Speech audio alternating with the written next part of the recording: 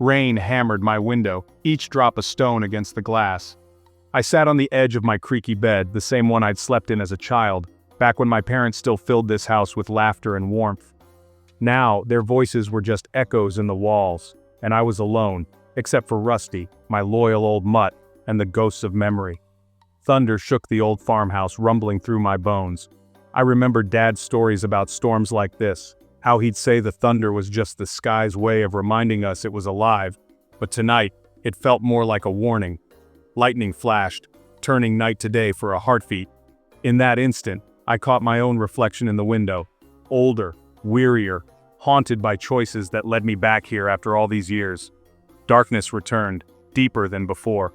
I fumbled for the old flashlight Dad kept in the nightstand, but my hands trembled too much to find it.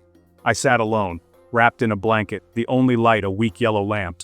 Rusty pressed close, his body tense, ears perked for every sound. Shadows danced, stretching like fingers toward me. I remembered how, as a boy, I'd imagined those shadows were friendly spirits.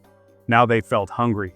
Rusty, my usually brave dog, whimpered at my feet, eyes fixed on the front door. "It's okay, boy," I whispered, though I didn't believe it myself. I tried to reassure him, but my words felt empty. The house seemed to listen, mocking my attempt at courage. Every creak, every gust of wind made me jump. I remembered the stories my parents told me about the house's history, about the things that sometimes walked its halls when the wind howled just right. This was my new home, but tonight it felt like a prison. I'd come back to escape the city, to find peace after the divorce, but all I'd found was silence and shadows. The rocking chair in the corner moved on its own. I froze, heart pounding, remembering how Mom used to sit there humming lullabies. Now, it creaked a tune I didn't recognize. The faded wallpaper's flowers twisted into faces in the dim light. I blinked, but the faces remained, watching, waiting. I felt watched, a presence heavy in the air. I almost called someone, anyone, but who would believe me? I wanted to run, but the storm outside trapped me. Suddenly, headlights cut through the rain. Someone was here. I came here for peace, but the silence was loud, full of unspoken things. I watched as a figure stepped from the car, a tall, thin man in a battered raincoat, lantern in hand. Rusty suddenly growled, staring down the dark hallway. The man knocked, his silhouette looming in the glass. I looked too, nothing but shadows. I opened the door a crack. "Evening," the man said, voice gravelly. "Name's Mr. Grady. I live down the road. Storm's bad tonight. Thought you might need company." But I felt it. A shift in the air, a drop in temperature. Mr. Grady's eyes lingered on the rocking chair, then on me. "You seen anything strange?" he asked quietly. Something moved just beyond the lamp's reach. My heart pounded. "Just the storm," I lied. Mr. Grady nodded, but his eyes said he knew better. I clung to Rusty, wishing for morning. Mr. Grady opened his notebook, pages filled with sketches and notes. "You're not the first to feel it," he murmured. "This house, it remembers." The storm raged, but something else was brewing inside these walls. The doorbell rang again. A young woman soaked to the bone stood on the porch. "I'm Dr. Evelyn Marsh, local historian," she said breathlessly. "You need to hear what I found about this place." I wasn't alone. Not tonight. Not ever, it seemed. My city life collapsed. Job gone, love lost, purpose vanished. I remember the echo of my own footsteps in that empty apartment, the way the city lights flickered through the blinds, mocking me with memories of what I'd lost. I was haunted by regrets, by the feeling that I'd become invisible in a place I once called home. The city's noise became suffocating, so I packed up and drove, Rusty by my side. He was the only constant left, his quiet presence grounding me as we left behind the chaos and heartbreak. Each mile felt like shedding a layer of my old self, but also like driving into the unknown. I found an old Tennessee farmhouse online. Cheap, abandoned, full of promise. The photos showed peeling paint and wild grass, but I saw a chance to rebuild, to start over where no one knew my failures. I cleaned, repaired, tried to build a new life. The work was hard, but it gave my hands purpose and my mind a break from the past. Each nail I drove in felt like a small victory. Daylight brought hope. The air was clean, the silence a relief. For the first time in months, I could breathe without feeling crushed by the weight of my own thoughts. But at night, the house changed. Floorboards creaked, doors swung open, shadows lingered. The silence that comforted me by day became oppressive, thick with secrets. I told myself it was just an old house settling. But the unease grew, gnawing at the edges of my resolve. But a cold, prickly feeling crept in. I felt watched. Even Rusty seemed on edge, his ears perked at sounds I couldn't hear. The house had been empty for years, and now I understood why. There was a heaviness here, a history that pressed in from the walls. I came to escape my ghosts, but found new ones waiting. I wondered if I'd made a terrible mistake. The peace I wanted was an illusion. The silence hid secrets. I started to question if I'd ever truly be free. I started to dread the nights. Sleep became a battle, my mind racing with questions I couldn't answer. The farmhouse was beautiful by day, haunted by night. I clung to the daylight, but darkness always returned. I realized I was not alone. The feeling grew stronger, impossible to ignore. Something lingered here, something old. It felt like the house itself was watching, waiting. I tried to ignore it, but the feeling grew. Every night the sense of being watched intensified, as if the house resented my presence. I had traded one kind of pain for another. The loneliness here was different, sharper, edged with dread, and the worst was yet to come. One evening, desperate for answers, I wandered down the gravel road to the only other house in sight, a weathered place with a sagging porch and a porch light that flickered like a warning. The neighbor, Mr. Harlan, eyed me with suspicion at first. "You're the one who bought the old Miller place?" he asked, voice rough as gravel.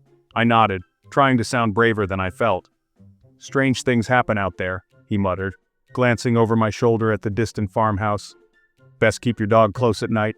I pressed him for details, but he just shook his head.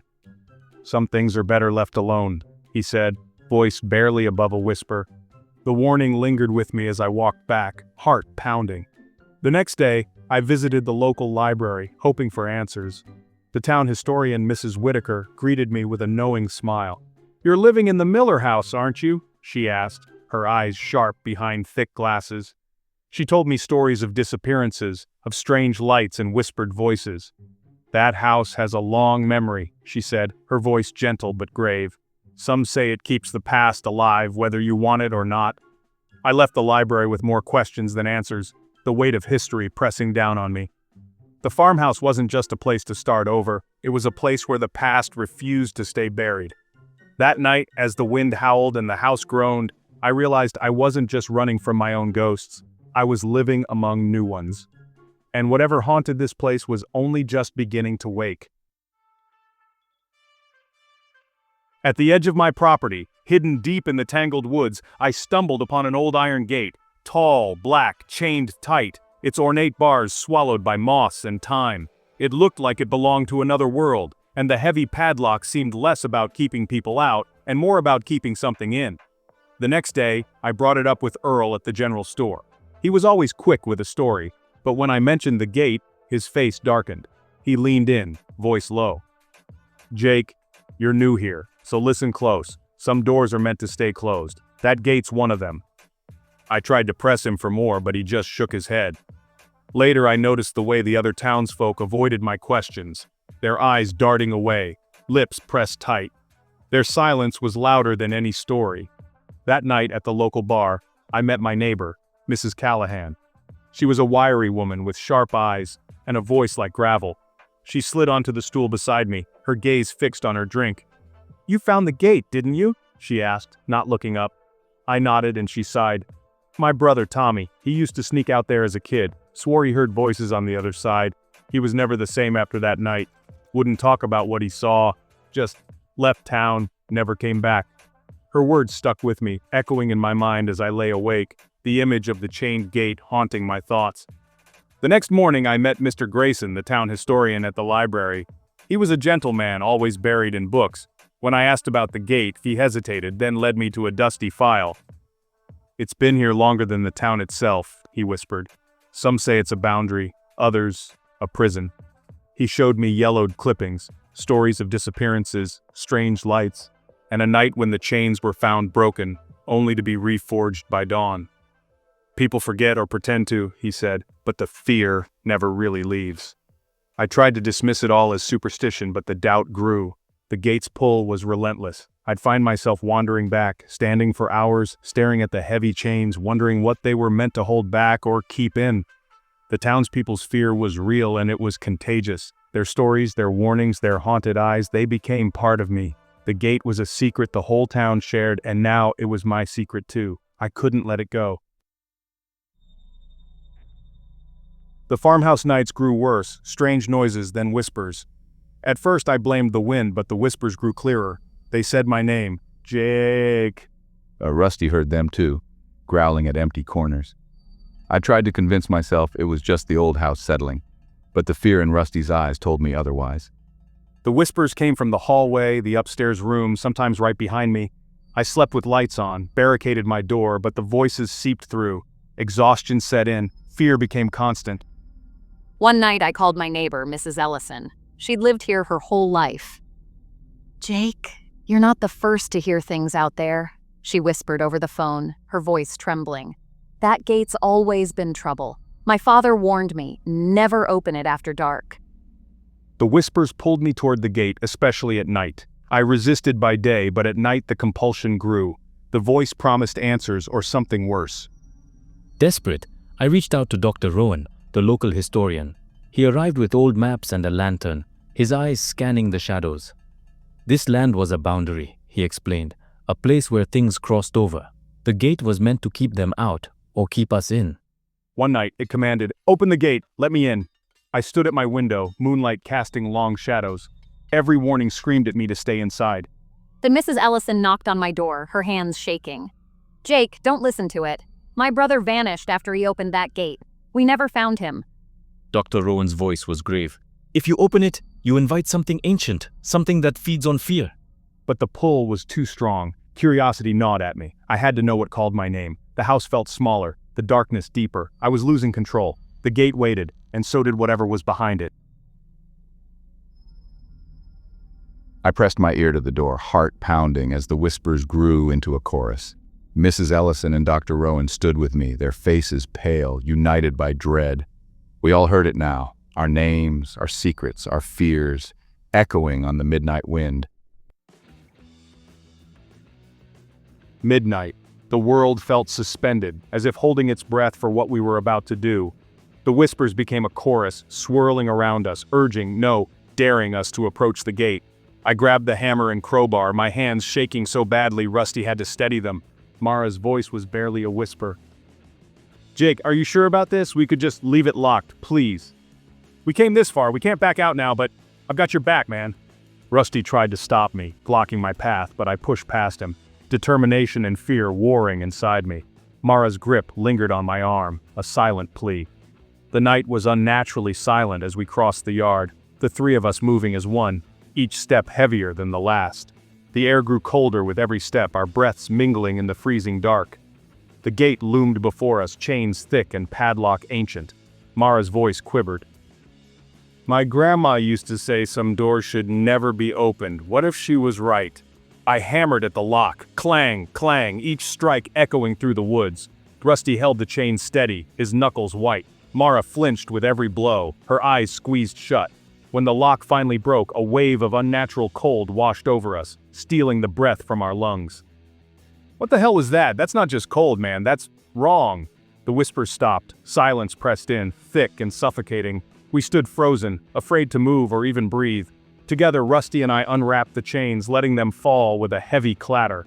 Mara kept watch, her eyes darting to every shadow. The gate stood ajar, darkness yawning beyond. Mara's voice was barely audible.